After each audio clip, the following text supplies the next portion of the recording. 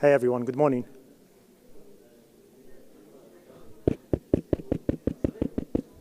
Good morning everyone.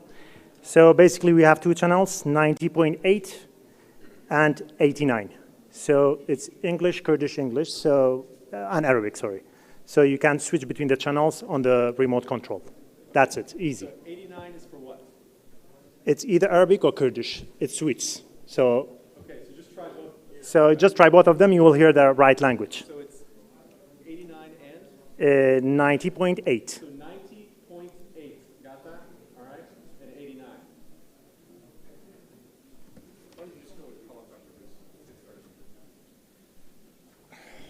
I was not ready for it. I can do it. Okay, we're going to start with a welcome from our university president, Professor Bruce Ferguson.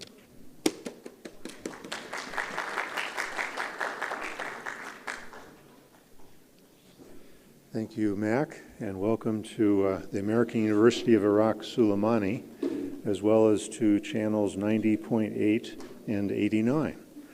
I hope we're coming through loud and clear. I was first introduced full-time to the problems of climate change when I was a professor in Abu Dhabi in the United Arab Emirates. There, I was at Masdar Institute, which was one of the renewable energy research centers in the Middle East, a joint project between MIT in the United States and the Emirates leadership. Partly as a result of this initiative, creating the Masdar Institute, the United Nations decided to locate its renewable energy agency, IRENA, in Abu Dhabi. So we have the situation where one of the lead petroleum producers and exporters, Abu Dhabi in the United Arab Emirates, was also the home of the world's renewable energy authority. And this reflected a deliberate choice by the government of the UAE to not wait until oil ran out before moving towards alternate sources of energy. So Abu Dhabi is and will continue to be for the foreseeable future one of the leading exports of oil. It's also been focused very intently on what comes after oil and what might replace oil even while we still have quite a bit left. There was a famous quote by the Saudi Arabian leader to the effect that the Stone Age did not end because we ran out of stones. Instead, the Stone Age ended when we came across better technology. And that's what we're hoping happens in the area of energy sources. I sometimes thought when I was in Abu Dhabi that this might be a place that represents where we end up after the end of global warming. For those of you who've been in Abu Dhabi, you know what it's like in the summer. You go from an air-conditioned room at night and you go outdoors in the summer, and almost immediately you can feel condensation beating on the back of your hands. Your hands are so cold relative to the outdoor air that moisture from the air condenses on the back of your hands. It's immensely hot, immensely humid, unbearable unless one has air conditioning. And it's also a very arid place. There's a limited amount of groundwater, but all of the drinking water and much of the agricultural water comes from desalination of seawater. Fresh water is produced from seawater to sustain the needs of the Emirati society.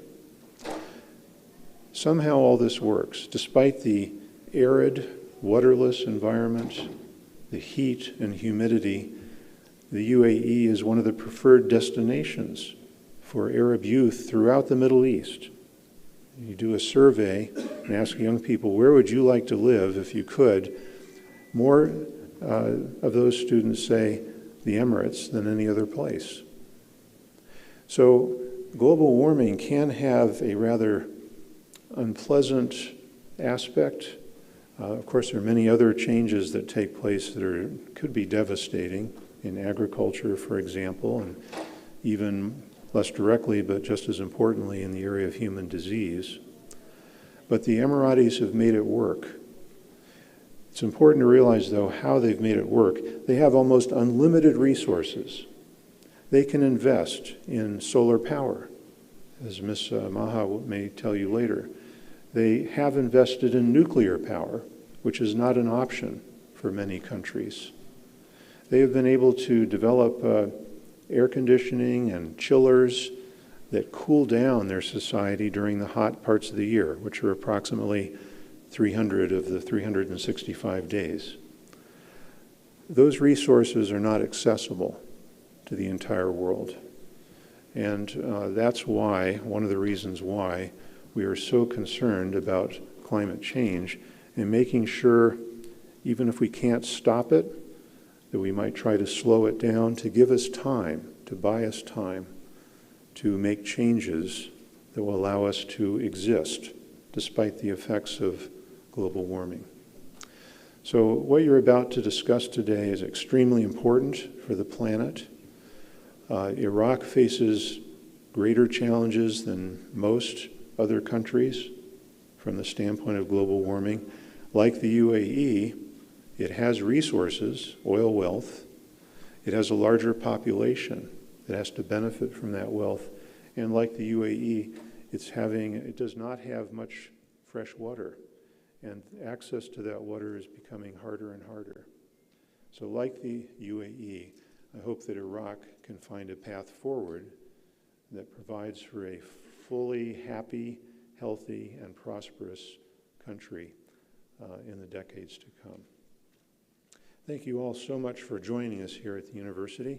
Thank Dr. Mack and AUIS for hosting this important event, and may you all have a wonderful discussion. Thank you.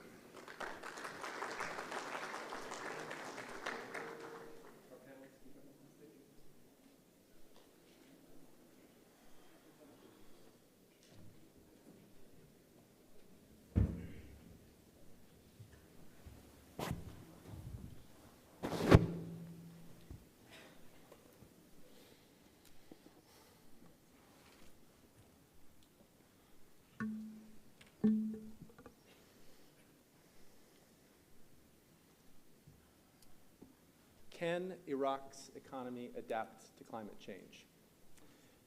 Can an agricultural sector that is so reliant on steady access to water survive in an era where there's not that much water? Can we really make a transition to renewables in a country that is almost entirely reliant upon the oil sector for its energy needs? These are the kinds of questions that we're going to be asking today. And we have a distinguished panel. We have Mr. Ali from the from the Ministry of Environment in Baghdad. He's the Director of Climate Mitigation and Carbon Markets. We have Mr. Helkot, who is a Director General at the KRG Ministry of Agriculture and Water Resources. We have Haider Al-Shakari, Research Fellow at Chatham House in London. And we have Maha Yassin, who's with us at AUIS as our Climate Fellow.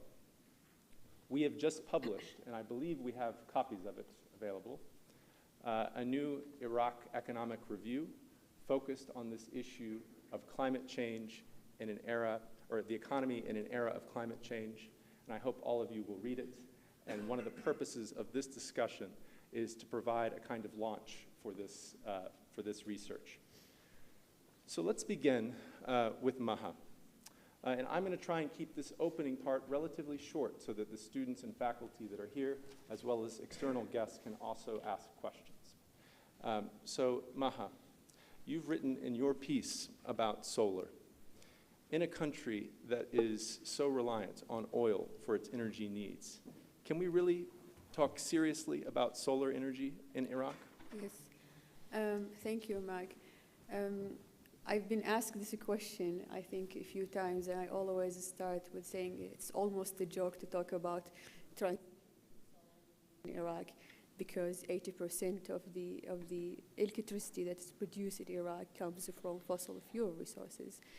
But it's become an imperative. It's a need now. Like we're facing an extreme heat waves and water shortages. The impact of climate change is immense. Of course, climate change as a phenomenon do not target Iraq. Like you read a lot that Iraq is severely affected, fifth country in the world, and heating up twice. But it's not because that global phenomenon targeting Iraq. It's because of our response or the lack of a response to climate change that make us more vulnerable. So transition, of course, also we have the pollution issue that is creating a lot of health issues, especially in the south of Iraq, where we have a huge flaring issue over there. So transitioning to a clean energy is becoming a serious need to Iraq. Like the government is investing in building more power plants that is reliant on fossil fuel again. Of course, this is better than flaring the gas, like when it comes to methane and CO2. But this will also create an issue. We are still going to pollute the air, at least regionally. So the issue will continue of the health problems that we're facing over there. Transitioning is, when we do have the resources to transition to solar power, at least. We have the like a great irradiation. We have long summers, like, even in winter. So we do not have a problem in transitioning, at least when it comes to the resources. But of course, the infrastructure, the political situation, and also the awareness of the importance of this resource is still lacking in the country. So it is realistic, but it takes a lot of time and also effort. One of the things that you mention in your piece is that there are companies, Iraqi companies, that are in the renewable energy space that are trying to break into this market. And I'd like to draw a connection between your piece and Mr. Hyder's piece. You know, is there enough space, and I'd actually pose this question to both of you, is there enough space for companies, entrepreneurs who are trying to advance renewable energy to really make progress given the political constraints, the economic situation, the economic incentives that incentivize things like diesel generators and the like? Yeah. So indeed, there is like small companies or organizations that are trying to navigate this space. They are facing a lot of issues. Haider maybe will talk about the political, but for me, I interviewed some of the people who work in this space, and mostly they pinpoint to the financial issue in scaling up their work or expanding it across the country. And it's also the lack of not only the funds or the financial, but also the need in the market. So the people still are very careful in investing their money in this new, let's say, source of energy, given that they are so reliant on diesel generators. It's accessible. It's always easy to fix something that they know. But yeah, like the technical aspect of transitioning that makes these companies struggle because they do not have wider access. And of course comes like the corruption, the political constraints, and also the logistics behind it. It's difficult. And of course the government is trying to push for these new initiatives by announcing the Iraqi Central Bank to fund or to subsidize new clean energy projects. However, the bureaucratic procedure to access these funds is very long, that to some extent that people just dropped it. They said like, okay, it's so complicated, we do not want to do this. And then they go to another less, let's say, professional markets where they can buy these solar panels and and then the productivity of these solar panels is not as good. Yeah. So, and I think this issue that you're raising of the central bank's loan scheme, I guess it's a loan scheme. It's a $600 million loan scheme to promote solar energy transition is a great example of a kind of policy that, in theory, really works. But when you talk to the actual potential users of this loan scheme, it's too complicated. The incentive structures aren't correctly managed. Haider, could you add to this kind of bit and talk a little bit about the constraints that green entrepreneurs, companies that are in the kind of renewable space might face as they try and kind of navigate the Iraqi system? Sure thing. Thank you, Mac. Well, obviously, as Maha mentioned, there are a lot of challenges when it comes to working on these issues. And to start a company in Iraq, to start a business, it is very challenging. Starting with the bureaucratic process when it comes to talking about, just starting your business, getting the financial resources, and navigating through the government infrastructure to find, you need a wasta to do this, you need to navigate a certain political process to get there, and all of this really leads to a process that is very frustrating, that can really slow down a process, that can really, be frustrating for any person who tries to do this. And this leads to the petty corruption that exists in many of the government agencies where, people will be forced to pay bribes, to hire someone, to support them, to go through the system in a way where there are like a lot of fast-forward mechanisms so that people can really find their way and can start a business. And this applies to many of the smaller and medium-sized enterprises, not just the environmental one. So the environmental one will probably have another challenge behind it where, society is not really familiar with them. It is a bit more difficult to navigate those spaces. And then, this brings us to a point that it's kind of paved by those bureaucratic and petty corruption, which is the politically sanctioned corruption. So a lot of the contracts, a lot of the systems that are in place within those ministries are dominated by certain political elite, by political groups, and this really prevents much of this involvement in place.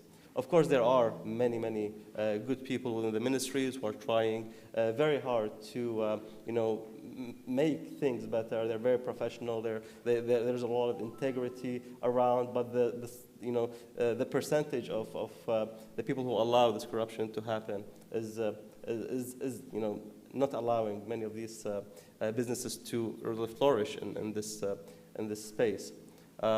And when it comes to planning and thinking about the future, young people in Iraq, there's a huge percentage of young people in Iraq and the Kurdistan region of Iraq. More than 60% of the country's population is under the age of 25, I think.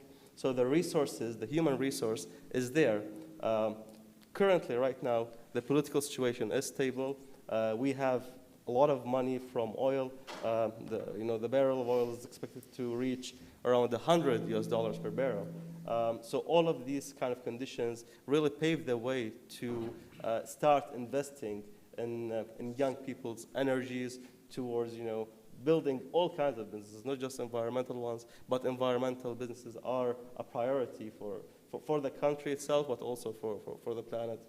But unfortunately, we still lack this kind of development, and there is a very poor urban planning when it comes to coordinating between different government agencies. You see that in many of the central cities around the country, there are big malls that are being built. There are these huge kind of residential complexes that are being established, and all of these are at the expenses of maybe parks or green spaces that should be allowed in these spaces.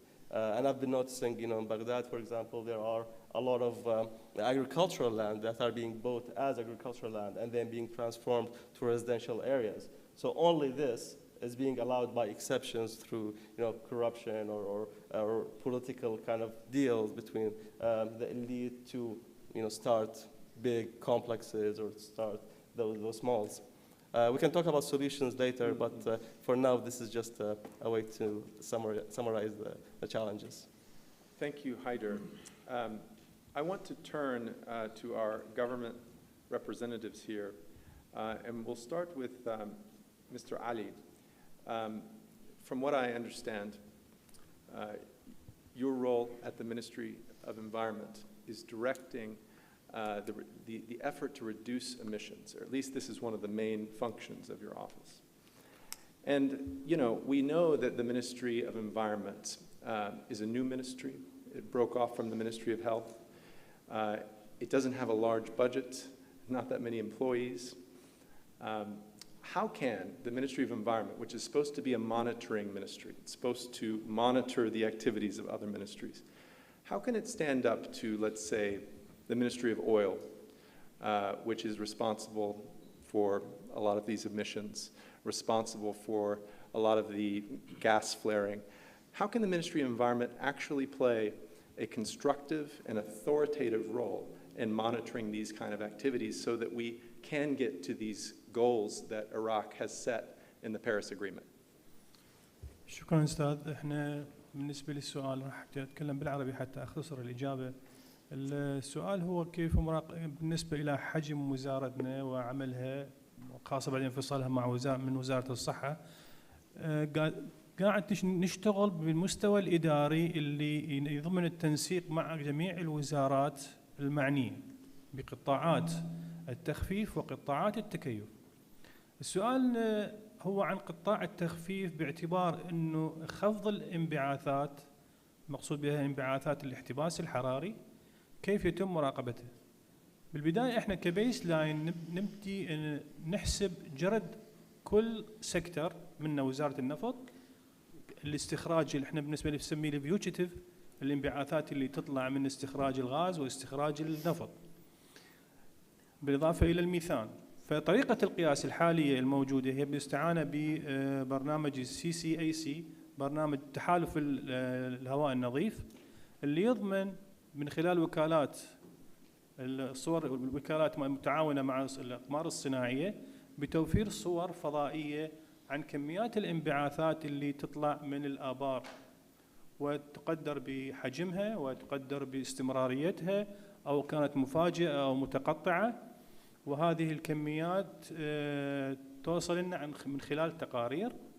هذه التقارير احنا نتحرى من التعاون مع وزارة النفط عن الشركات الاستثمارية المشغلة لها والشخص المسؤول عن هذا الموقع. أنا دا أختصر الإجابة حتى نوصل للهدف الرئيسي الحالي الفعلي اللي نمارسه احنا. بدورنا احنا ننقل هذه الرسالة إلى وزارة النفط ونطلب من عندها الشركات. هذا الموضوع بس مو مجرد للإعلام، هذا مجرد لأجل حصر هذه الغازات لغرض تقييم إجراءات التخفيف. بالإضافة إلى النقطة الثالثة هي كيف نجد إطار قانوني بحيث نستفاد من عنده، وبالمحصلة النهائية الغاز المصاحب هو ثروة طبيعية ضروري أن نستفاد من عنده في توليد الطاقة الكهربائية. هذا الكلام من خلال الأقمار الصناعية. أما بالوسائل الموجودة الحسابية من نظام المحاسبة راح يصير هو MRV Measuring Reporting and Verifying. لكل نشاط يمكن أن يقلل من الانبعاثات أن تجرى عليه عملية Auditing، إحنا بالنسبة لنا نسميها MRV، حتى نقدر كمية الخفض بالانبعاثات من هذا النشاط. Maha, since this was, the issue of gas flaring was central to your piece, I'm wondering if you have any follow-up or any question that you wanted to. So, I do know that, of course, we are emitting a lot of gas. We are only second in the world. So, Russia is the biggest, and then Iraq is the second. However, I know Iraq also have its national determined contributions, and then we set goals to reduce gas flaring. However, I heard in some panels that this is supposed to reduce the impact of the climate change. But in fact, In comparison, Iraq contribution, global contribution is not that big. Per capita, of course, we are big emitters, but Iraq is not the one who is contributing to the problem of climate change. Other countries, like China, Russia, and US and EU, of course, these are the big emitters who are making the problem big, and of course, we are the one who are paying for it. We are the one who are suffering from it. So this is also one of my question, maybe, or comment to Dr. Ali, is that what is Iraq doing in terms of negotiating with these countries or with the states that emitting more than us and contributing to the problem, to the global problem of climate change? Like, of course, like we are asked to strengthen our adaptation and mitigation, but we still lack the technical expertise or the capacities. And this is what we need, right? This is what we need from them to help us with building our response and strengthen our response. So I also wanted to know, like, what we are doing in this regard with these countries. I think to broaden the question a little bit, you know, the issue of mitigation is a global issue. Yeah. And it requires these very high-level sort of diplomatic arrangements. It would be interesting to understand the degree to which the Iraqi Ministry of Environment is engaged in these. شكرا على السؤال. احنا من خلال المفاوضات ننطلق من المسؤولية المشتركة ولكن المتباينة، لأنه التغير المناخي من أسبابه هو الثورة الصناعية للدول المتقدمة اللي سببت الانبعاثات. احنا بالنسبة لنا كعراق نشوف استغلال النفط وجزء من الغاز، لكن الانبعاثات اللي تطلع من الفحم هي بمقدار انبعاثات النفط والغاز. لحد الآن الدول اللي معتمدة على النفط هي موجودة وليس قبل الثورة الصناعية، لأنه مصدر طاقة متوفر ورخيص. هذه الدول تضغط في سبيل خفض الانبعاثات من هذا القطاع، يعني خاصة قطاع الفحم. يعني واحدة من المشاكل اللي صارت بالمفاوضات هي أنه كيفية اختيار هل هو فيس أوت أو فيس داون، لكي فإنه ننهي نهائيا من استخدام الوقود الأحفوري أو أنه إحنا نقلله تدريجيا. إحنا بالنسبة لنا المفاوضات اللي بدنا نسير باتجاهها أنه نحافظ على اقتصادنا المعتمد على النفط، بحيث نقدر نحول من الوقود السائل إلى الوقود الغازي أو دورات الكهرباء الكومباين سايكل، بحيث إحنا نقدر نستفاد من الطاقة الشمسية أو من طاقة الرياح، نعمل مزيج طاقة.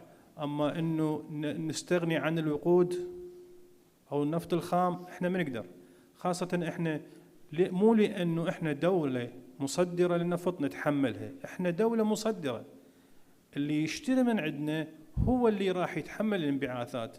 إحنا انبعاثاتنا على استهلاكنا في الكهرباء بالنقل، بالإضافة إلى القطاع السكني. فمورد الاقتصادي لا يحملنا عبء إنه الانبعاثات معتمدة على الدول المستوردة. نحاول نكون مزيج للطاقة ونبتعد عن الضغوط السياسية اللي تخلينا نتقيد بمشاريع صعبة غير مكلفة. المشاريع المكلفة اللي هي CCS هو Carbon Capture and Storage. بالنسبة لنا مع وزارة النفط إنه هذا مشروع هو مجدي بالنسبة لحز الكربون، وهو أحد الحلول الرئيسية بخفض الكربون. بس وزارة النفط تقول لك إنه هذا المشروع صعب عليه، وهو في يعني مو تجارب ناجحة 100%. يعني ممكن إنه بالسيرش يكون ناجح، أما أنا أحاول ينضغط عليه بهذا الاتجاه صعب. نعم. أنا أحاول أستفاد من أسواق الكربون في سبيل أغطي الاستثمار المنخفض بتحويل النفايات إلى طاقة كهربائية. فهذا الموضوع بالمفاوضات نحاول ننتقل متعاونين جدا في إنه نواجه التغيرات المناخية، نحاول نقلل من آثارها. يعني واحدة من القراءات الشارتات اللي دائما نشوفها بسنة 19 أو 20. عفوا أستاذ بالاختصار. نعم، خفضت الانبعاثات بسبب كورونا. فالمفاوضات ماشيه باتجاه تحقيق المكاسب الاقتصاديه الثروات الطبيعيه مع التزامنا بالتعاون مع البقيه بخفض الانبعاثات. شكرا استاذ. So let's turn to the Kurdistan region. Mr. Helkot, you are with the Ministry of Agriculture and Water Resources. And of course, one of your responsibilities at the ministry is the agricultural sector and the growth of the agricultural sector. We know that Prime Minister of the KRG, Masroor Barzani, has made a big policy of saying agriculture is going to expand in the KRG. We are going to become a net exporter to UAE and to other countries, right? How is this vision even remotely possible in an era when water resources are going down and we have this kind of both short-term and long-term future of climate change? Can the agricultural sector really expand under such conditions? Thank you, sir. سپاس بۆ ئەم دەرفەتە سڵاو بەڕێزان.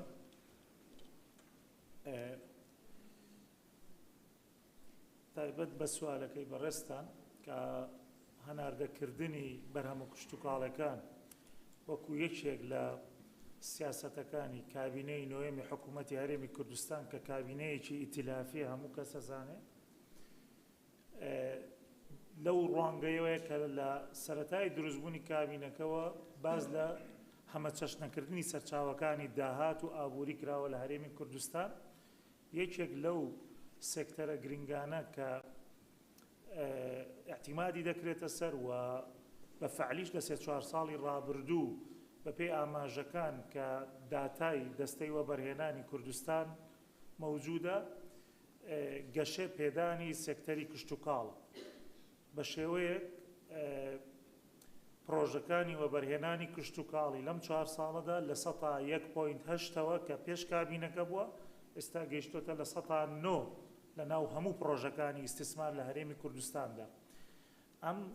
ئەم گۆڕانکاریە لە بواری ئیستثماردا و گۆڕانکاریەکانی تریش لە قانون و لە تعلیماتی وەزارەت لەم کابینەیە هەمووی بەیەکەوە وای کردووە کە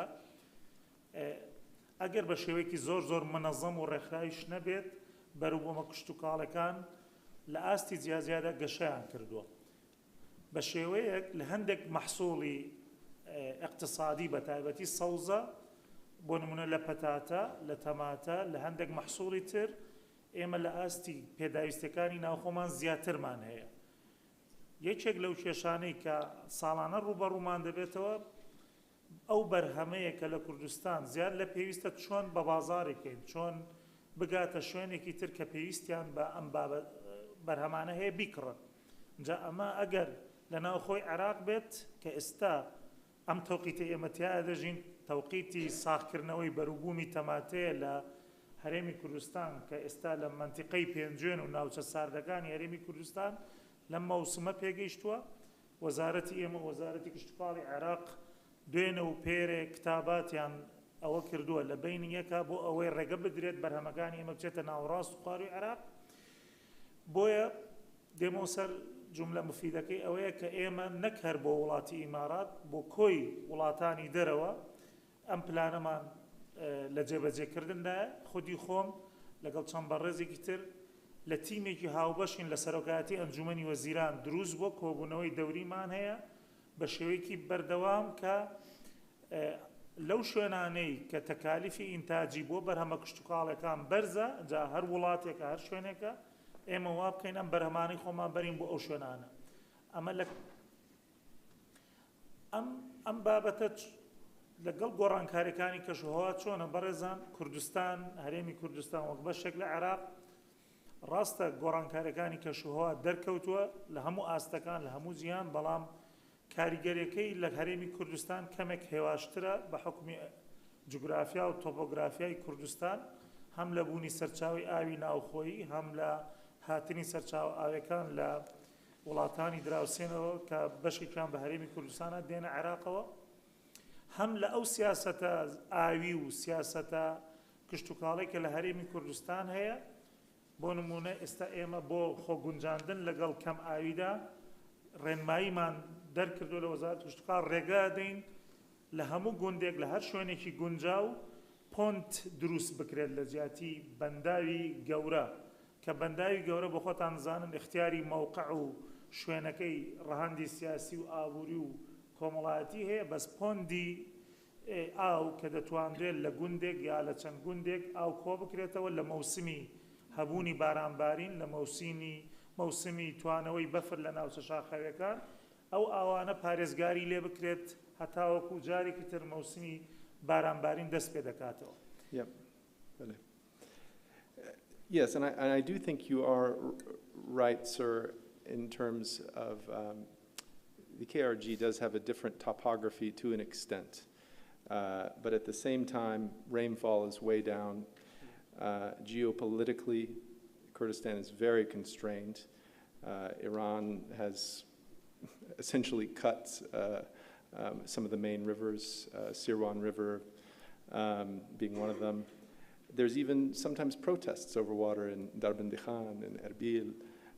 It's a difficult situation. And one of the things that for us to imagine an economic transition in the KRG under such constraints is there has to be some level of enforcement of the laws on the books.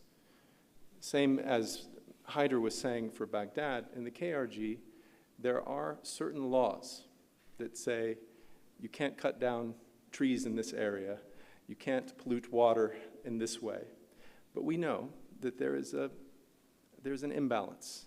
The powerful companies, those that have connections to the political parties in Kurdistan can usually get around these rules, right? Whereas the smaller enterprises in Kurdistan really face all these sort of bureaucratic challenges. How can Kurdistan deal with this issue of environmental regulation and making sure that the commercial space is appropriately regulated and that everyone is following the same rules?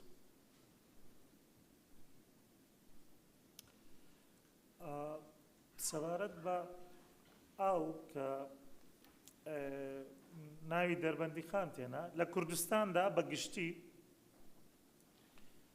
بەنسبەت داتاکانی وەزارەتی ئێمە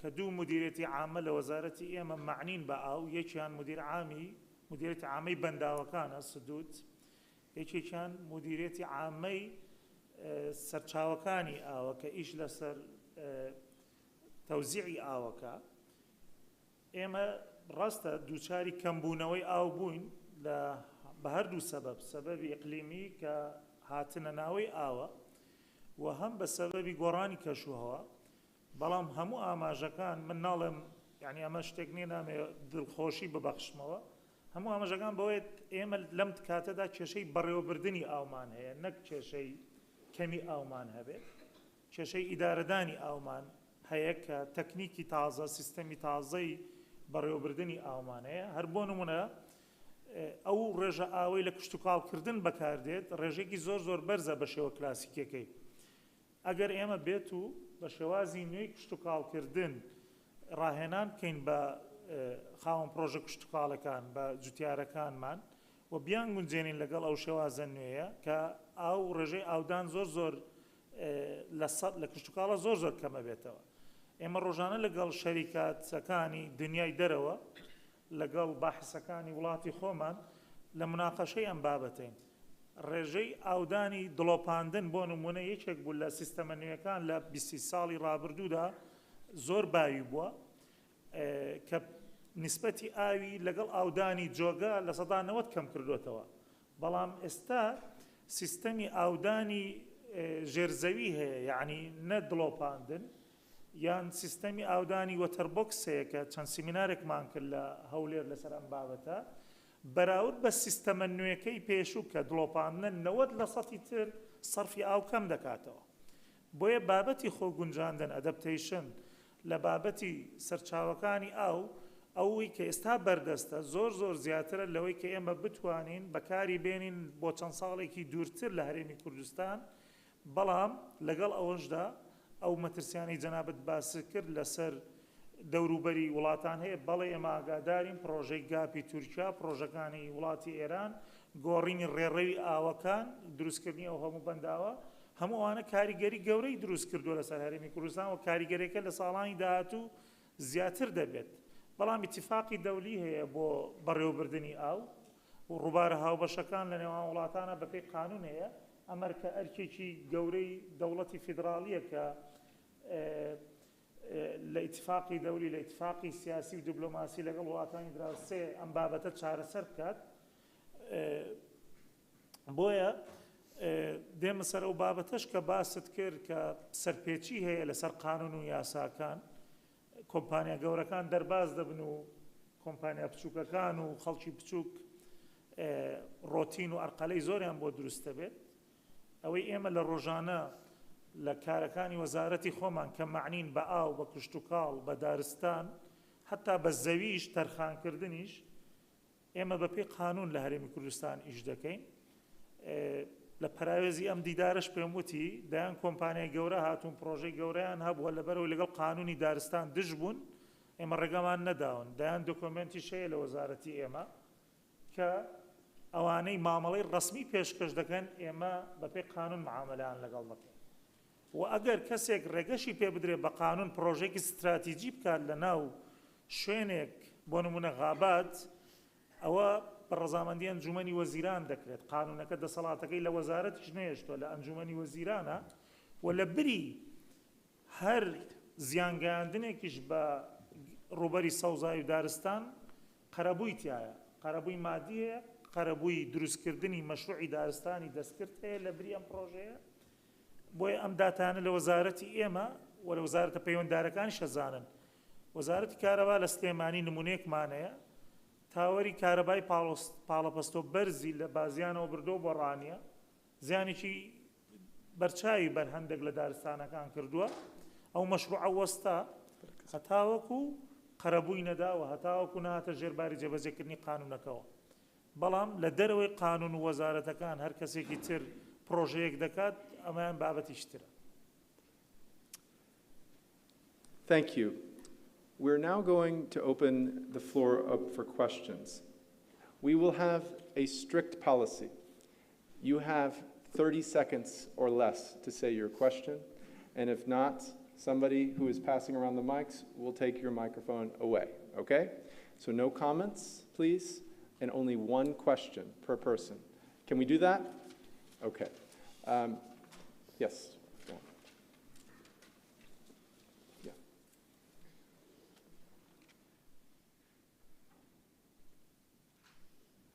Thank you. I'll just ask one question. So Iran still imports gas from Iran to produce electricity. Why hasn't Iraq been able to leverage this in a way that Iran has all these sanctions over them? Why hasn't they been able to leverage this in a way to convince Iran to let more water flow into Iraq as well, while water is running scarce in the country? Thank you. We'll take two more questions in this group, please. Go ahead, here on the second row. Yeah. Please stand up. Please stand up.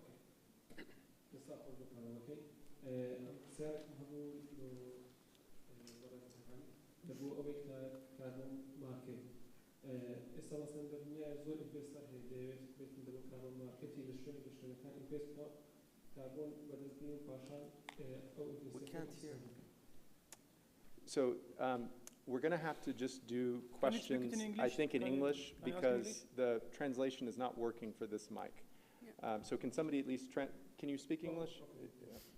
And make your question shorter, please. Yeah. For the carbon market, I want to ask that there's a lot of investors around the world that invest in, for example, developing countries or any other countries to invest and get the benefit of carbons. Is there any laws in Iraq to determine how they can invest their investment in Iraq or not for carbon increase? Okay, one more question on the third row there. Hi, thank you. I have one question for the Ministry of Environment Are they working on also new methods of irrigation with the Ministry of Agriculture? Because as Mr. Halkot mentioned that we have an issue with the water management. So I'm wondering if the Ministry of Environment is working on that as well. Mm-hmm. Okay, so we're going to package these into 3, and I'm going to try and make it kind of, a mega question so that we don't have, because we need to kind of move through the discussion a bit. So we have a question about importing gas and the sort of geopolitical aspect of this. Should this give Iraq some leverage? And that's close enough to the question of carbon to where I think they can kind of be packaged together. But then also this issue of irrigation is not just one for Baghdad, it's also for KRG. So to understand the degree to which the Ministry of Environment in Baghdad, as well as the Agricultural Ministry up here, is supporting transition to irrigation, that would be helpful. And please, Maha and Haider, chip in as well. So let's actually, we're not going to start with our government speakers. We're going to start with Maha for any comment on these 2 issues. For the leverage, I think, of course, Iraq do have the ability to use it, but we also know the Iranian influence in Iraq. So it's almost off the table to negotiate with Iran and to use this natural gas to pressure them to release more water. However, so you say it's off the table to negotiate with Iran. They do not want to negotiate with Iraq on water. Aren't the ruling parties in Baghdad related to Iran? How does that work? Yeah, of course. We know. You try to put me in trouble here, but we know. But this is a fact, unfortunately. Yeah. However, this year or only this summer, Iran had released water from the Karon River to Basra. And now, like Shatt al-Arab, we do not have this saltwater intrusion. The problem is way less than the years before. And I think the last time they opened it was 2007 or something. So, and we know this because there is some kind of agreement with the current government, who we know that they have a good, like they are reliant to the Iranian side. So of course it's a political issue, or the water is a political issue in this regard. However, most of our water flow comes from Turkey, and Iraq can leverage the economic exchange between Iraq and Turkey, which is huge, as to leverage like the water issue.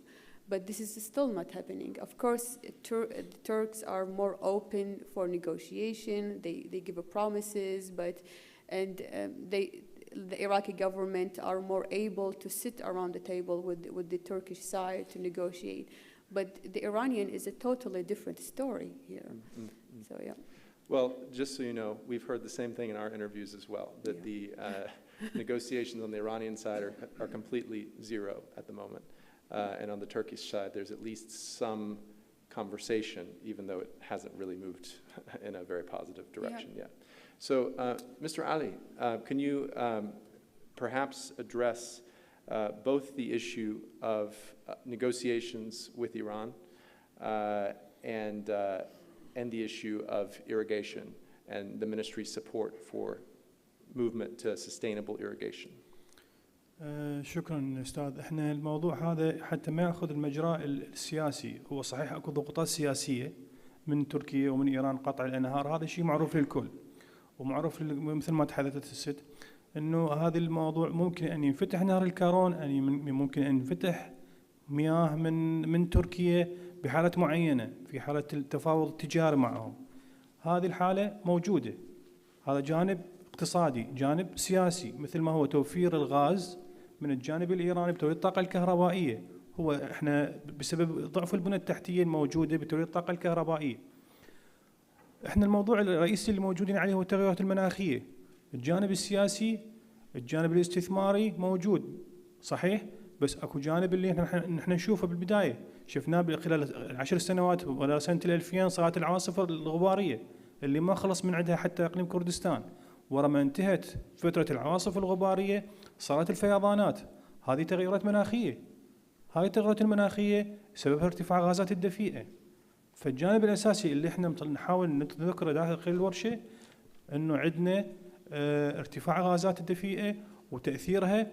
يعني التكيف بالنسبة لنا كاتفاقية UNFCCC صار مرتبط مع الإطار سنداي. إطار سنداي خاص بالكوارث، فراح يصير عندك تكيف وكوارث. لازم أنت تقدر المخاطر اللي تصير، تقدر الفئات اللي هالشر راح تصير، تحافظ أن تحميها من هذه المخاطر، وتهيئ فرق إغاثة وخطط إنقاذ. يعني التكيف يتمازج مع الكوارث. فالتغيرات المناخية وتوفير الطاقة هذه من إحدى الحلول اللي احنا نسويها. الطرق الزراعية الحديثة اللي تحاول وزارة الزراعة الاتحادية انه تنفذها، جزء من عندها ما دام أقر على المكاتب ممكن ينتقل إلى أرض الواقع. على سبيل المثال مشروع براك اللي بالمحافظات الأكثر فقرا في النجف وكربلاء والسماوة وذي قار، حاول أنه يغطي القنوات الإروائية بخلايا الشمسية في سبيل توفير الكهرباء للمضخات وحماية المياه السطحية بالقنوات المائية من التبخر. وحاول هذه الفكرة أن تنتشر عبر منظمات المجتمع المدني، المنظمات الشبابية، حتى تنقل هذه الفكرة بأوسع إمكانية بعيدا عن القطاع الحكومي اللي متقيد بالروتين. شكرا. Thank you. Mr. Helcoat, do you have any comment on the ministry's support for irrigation?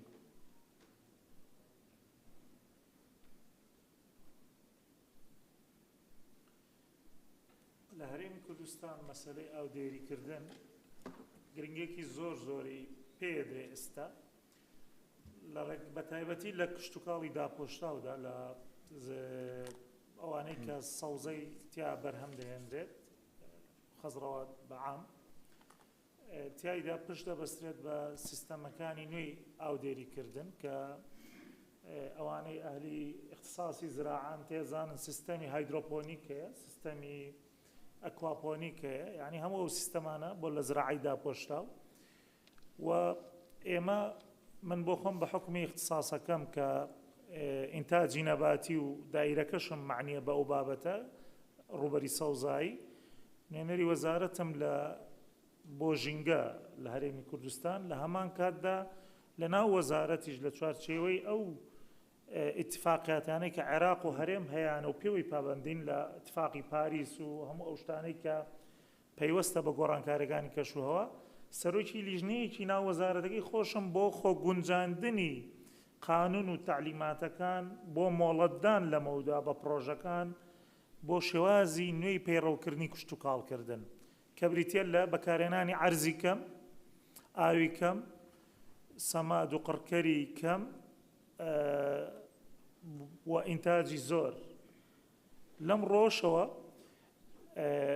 دوو هەفتە پێش ئێستا لە ناو کۆبوونەوەی وەزارەت سیاسەتێکی پەیڕۆمان کرد لە بابەتی پاراستنی زەویەکان لە پرسیارێکتا باست کرد کە شارەکان فراوان دەبن، قیتاعی سەکەنی زیاد دەکا، زۆربەی ئەرزە زراعیەکان دەکرێن بە سەکەن و ئەوانە.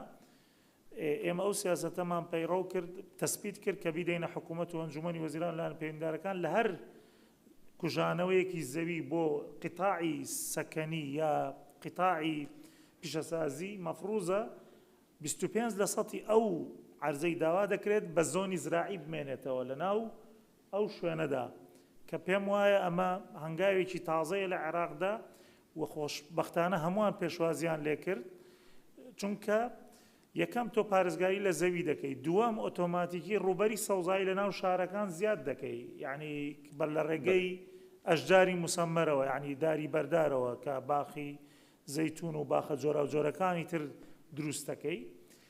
لەو ڕۆوە ئێمە هەنگا و هەوڵی جددیمانداوە وەکو وتم ڕێنمایی تایبەتمانەیە بۆ کۆکردنەوەی ئاو، بۆ بەکارهێنانی ئاو، بۆیە هاوتەریب لەگەڵ تەحەداکان خۆکوژاندن لە کشتتوکاڵ، میتیگەیشن لە کشتتوکاڵ، ئەو سیاسەتانەیە کە وەزارەتی کشتتوکاڵ زۆر بە چڕی کاری لەسەر دەکات، چونکە بۆ خۆتان زان زۆرترین کاریگەرەکان لەسەر کەمبوونەوەی خۆراک و کەمبوونەوەی ئاوە، کە ئەوانش ئەساسیاتی ژیانی هەر بەشەرێک مرۆڤایەتین.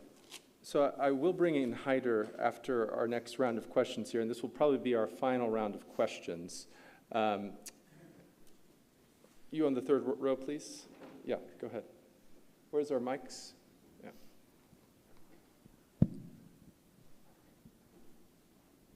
Hi, this goes out to Mr. Stand up. Sure. Greetings. This goes out to Mr. Halkout.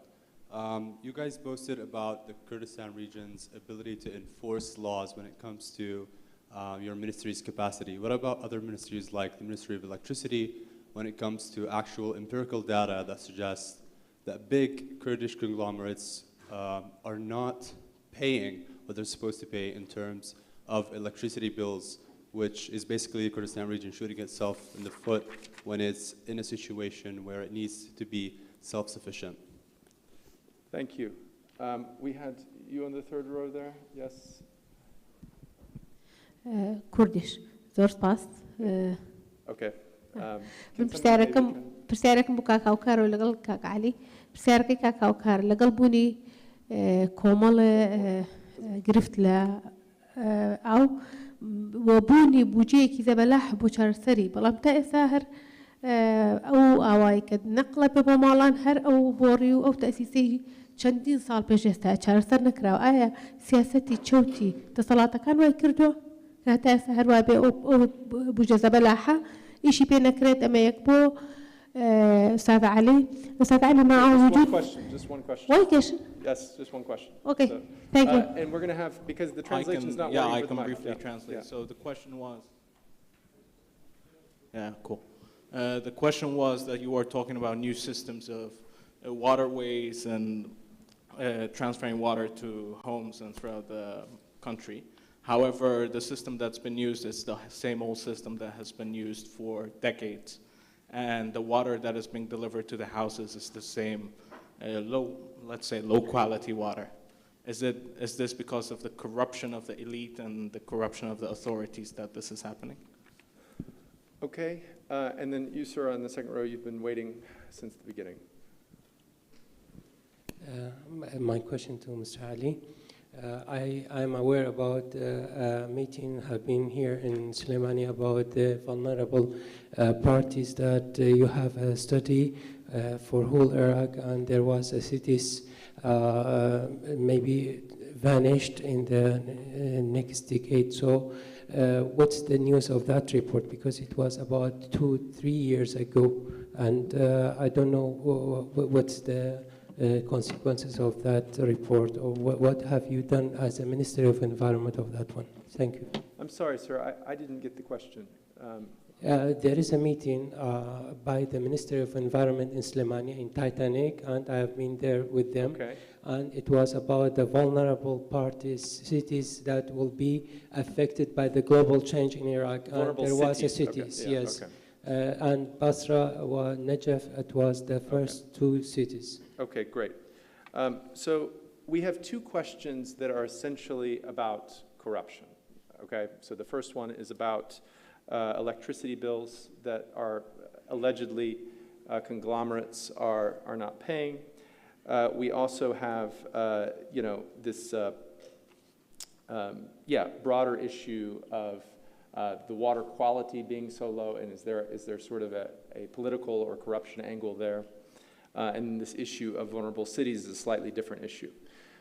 I'd like to turn to Haider, because Haider actually, before we go to the government representatives, Haider in his piece and in his broader research has focused a lot on the issue of transparency, government transparency. And we know from our interviews that even the modern irrigation technologies that are supposedly provided by the Ministry of Agriculture in Baghdad are often really not available to those who don't have the right connections, right?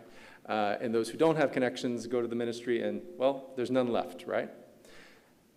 How can transparency improve these issues of corruption in relation to the environment specifically? Because every issue, every sector, transparency has to work in a different way. So what are your thoughts on that? Thank you, Mac. And you said it yourself. I mean, transparency is very important here, and navigating those systems is very tricky. You want to start a business, for example, in the environmental sector, but going to the ministry and any sectorial business will have its own kind of challenges, and this is not very clear to people, to entrepreneurs, and to also investors when they come to Iraq and they try to invest within the environmental sector, within green energies. So it's very important to focus on these issues and try to make government procedures as transparent as possible. And this can be done through legislation, but also through implementation of that legislation. And this is going to be a mutual effort by both the central government, the KRI, and also actors, the international actors who can support in these processes when it comes to capacity building, when it comes to providing the kind of technologies and skills where, some of these systems can transfer to like e-governance structures where these procedures can be simplified, they can be accessed by everyone, and there will be no room for manipulation by petty corruption, but also the politically sanctioned corruption. So this is in essence the way to navigate those systems. So let's get Mr. Helcoat very quickly. Again, a couple of these questions come back to the issue of powerful companies having influence and maybe getting around certain rules, whether it's electricity or whatever. What are your thoughts on this issue, and is there enough support from the Kurdistan government to really make progress in cracking down on this?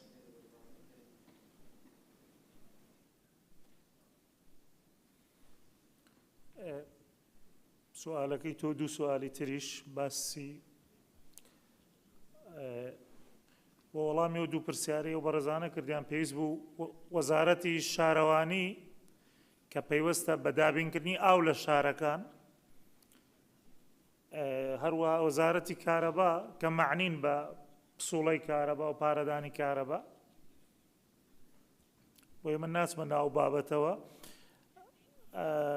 لە تایبەتمەندی اختصاصی من نییە بەڵام هەمومان وەکو هاوڵاتی ئەزانین ئەم بابەتە چۆنە بەڕێزماک مەسائلی حکوومەت ئەو بەڕێزانەی لێرەن بەشێکیانیشیان کردو بە قانون و تعلیماتە ڕابڕێ لە حکوومەتی ئێمە قانونی بورە لە قانونی ئێمە لە حکوومەتی هەرێم چەند قانونێکێ دەرفەتەدات بە خاوەن پرۆژەکان بێن ئیش بکەن لە ناوێندا قانونی وەبەرهێنان قانونێکە مەوجودە هەموو قتاعەکان دەگرێتەوە لە ناوێنە ئیستثماری زراعیش هەیە وەکو بۆم باس کردن ڕێژەکەی زۆر بەرز بۆتەوە لە 4 ساڵی ڕابردوودا کە بەردەوام کۆمپانیای ناوخۆیی و دەرەکی لەم سێکتەرە ئێستا یعنی چۆن دەڵێ لە سەرەتای گەشەکردنەوەی کێرڤەکە بەرەو سەرە بەڵام پرۆسەی کشت و کاڵکردن پرۆسەیەکی دوورمەودایە پرۆسەیەکی سەکەنی نیە لە 2 ساڵ لە 3 ساڵ مەشروعەکە ببینی یعنی پێویستت بەوەیە بە چەند ساڵێک بە پلانێکی درێژخایەن بگەیتە ئامانجەکانی خۆت بۆیە قانونی استثمارێکێکە لە قانونەکان قانونی PPP یعنی قانونی Private Public Partnership ئەوە خۆشبەختانە لە 2 هەفتەی ڕابردوودا قۆناغە کۆتاییەکانی بڕی کە ئەنجومەنی وەزیران پەسەندی کردو ئێستا ئێمە دەتوانین وەکو حکوومەتی هەرێم وەزارەتە پەیوەنددارەکان بین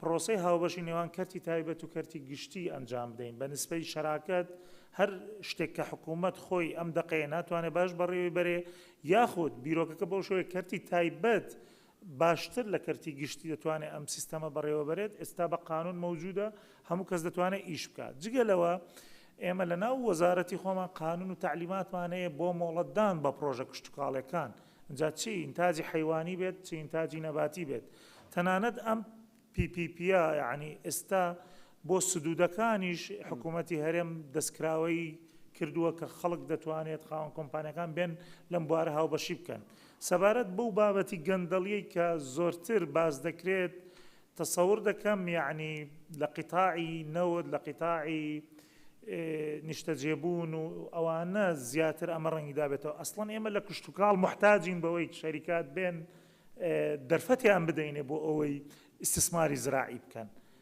و ڕۆژانە وەزیری ئێمە تیمی ئێمە دەیان کۆمپانیای ئەجنەبی و ناوخۆیی و کۆنسوڵی وڵاتان دەبینین وهانی سەرمایهداران دەدەین بێن لەم قیتاعی استثمار بکەن من بۆ خۆم بۆ نمونە یعنی آخر شت کە راپۆرتێکم بە سەبارەت بە گەشەپێدانی باغداری لە هەرێمی کوردستان کە سێکتەرێکی گەورەیە وڵاتێکی وەک هندستان 28% پرۆدەکتی محلی بەس لە سەوزە و میوە داهاتی هەیە خستومەتە ڕووکە داوام کردووە ئەو عەرز و ممتەلەکاتانی کە حکوومەت هەمانە بۆ سینەمامگەی ئەهلیمان سینەمامگەی حکومیمانەیە لە کوردستان داوام کردووە بێن کۆمپانیەکان ئیستثمارکەن لەم بوارەدا ببنە شەریکمان بۆچی ئێمە 50 ملیۆن نەمام لە 4 ساڵە لە دەرەوە ئیستیراد بکەین بۆ لە ناو خۆ ئەمە نەکەین نابعکسەوە ئێمە لە مەزاری زراعە و ئاو محتاجین بە کۆمپانیا گەورەکان بێن هاوبەشیمان لەگەڵ بکەن و هەر چۆن محتاجشین بە ئەوەی کە گەشەپێدانی گوندەکان سیمای خۆیان بمێنە جوتیارانیش ناسنامەی گوندنشینی خۆیان لێ نەسەندرێتەوە هەموو شتێکیش نەبێتە قیتاعی خاص ڕێی ئێمە ئەوەیە تا 50 بە 50 زیاتر نەڕۆین لە شەراکاتەکە چونکە هەموو شتێک تەسلیمی قیتاعی خاص بکرێ بخۆتان دەزانن جیهانی سەرمایەداری جیهانێکە دەرفەت نایەڵێتەوە بۆ خەڵکی بچووک و وەبەرهێنەری مامناون.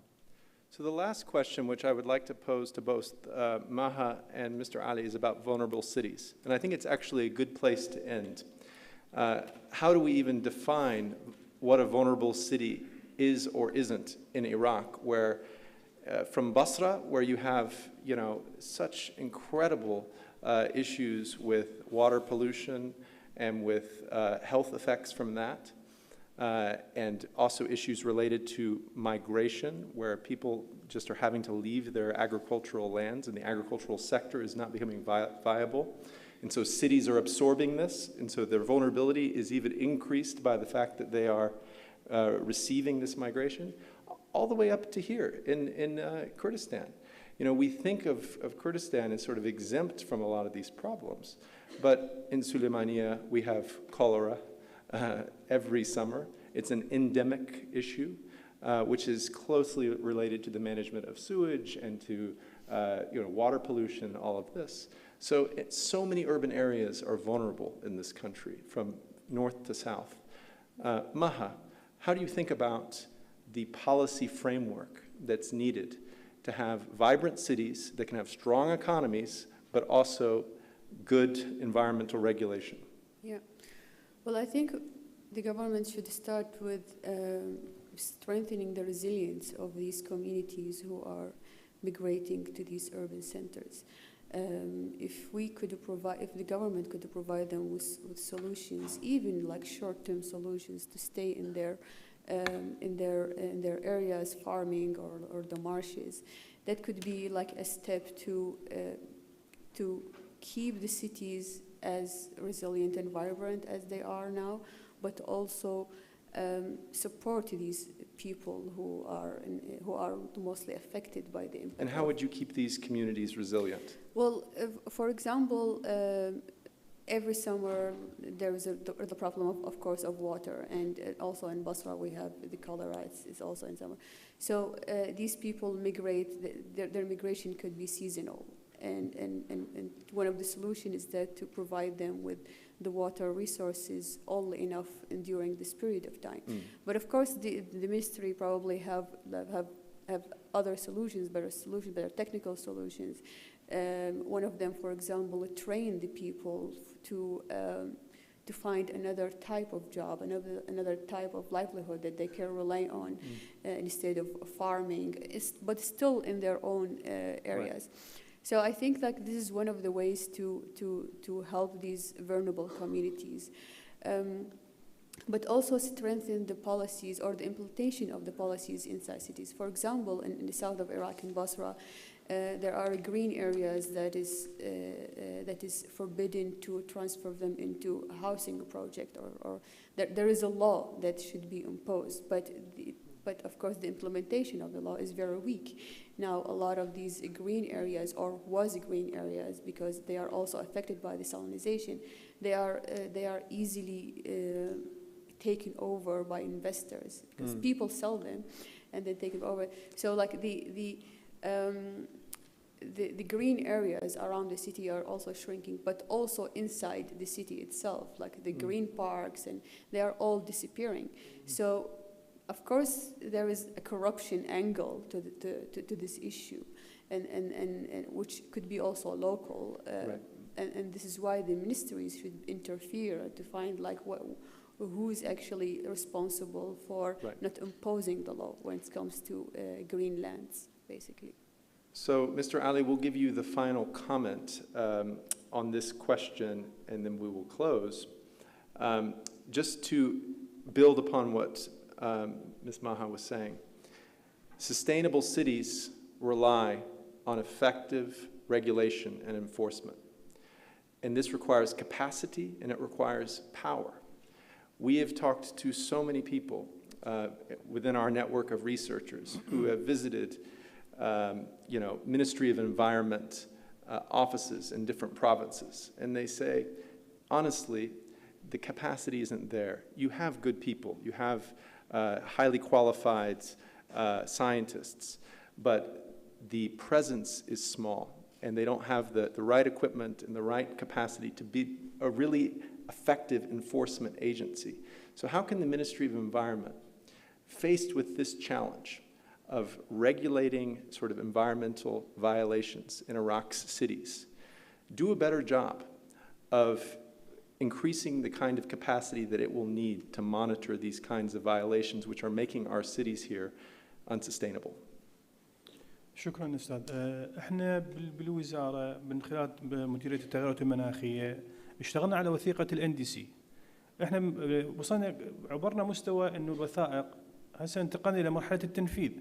وثائق الNDC هي اللي تقيم احتياجاتك من التخفيف والتكيف والقضايا التقاطعية. التكيف بالنسبة لنا هو ما يهم الإنسان وما من صحة الإنسان، بالإضافة إلى قضايا المياه وقضايا الزراعة. هذه من الأشياء الأساسية اللي نحافظ عليها لاستقرار السكن واستقرار السكان، خاصة عمليات الهجرة وعمليات النزاعات وندرة المياه.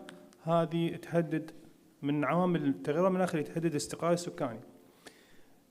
فقطاع التكيف والتخفيف هذا المشاريع اللي احنا الNDC باعتبار انه كبلد احنا ننفذها، نحتاج ننفذها حتى نقدر نساهم بمواجهة تغير المناخ. تبقى بعد ما عبرنا هذه المرحلة نحتاج إلى 4 وثائق، هي تقييم الاحتياجات التكنولوجية اللي ايش قد نحتاج من عمليات وربط المجتمعات في سبيل نحقق ونقيم احتياجاتها التكنولوجية حتى تواجه التغيرات المناخية. وثيقة خطة التكيف الوطنية اللي تدرس بها بالتعاون مع الوزارات القطاعات الهشة احتياجاتها، الدعم المالي اللي تحتاجه. وثيقة الأخرى اللي هي خاصة بنا هي وثيقة النامة، إجراءات التخفيف الملائمة وطنيا، اللي قدمت بها الوزارات مشاريع اللي تحتاج أنه تنفذها، مثل وزارة النفط، وزارة النقل، وزارة الزراعة، بحيث نحصل من عندها تخفيض للانبعاثات. في وثيقة النامة خان التعبير 4 وثائق هن. المهم أنه هذه الإجراءات تمت بالتعاون مع الوزارات البقية في سبيل مواجهة التغيرات المناخية، إجراءات إدارية بالتعاون مع الجهات الاستشارية UNDP ومن دعم صندوق المناخ الأخضر. هذه خطوات نحو التنفيذ إن شاء الله، على يعني خلال شهرين تكمل وثيقة النامة وممكن أن تكون دولية، بالإضافة إلى سنة 24 ممكن أن تخلص وثيقة خطة التكيف الوطنية. هذه الوثائق تعطي إمكانية للوزارات أنه تدخل هذه المشاريع في الإنفاق العام في ميزانية الدولة من خلال وزارة التخطيط، وممكن أن تباشر بها هذه الوزارات تنفذها لمواجهة التغيرات المناخية للحفاظ على القطاعات الهشة. So that is going to be the conclusion of our discussion today. There is a light lunch outside. Please leave your translation set on the chair and join me in thanking our panelists.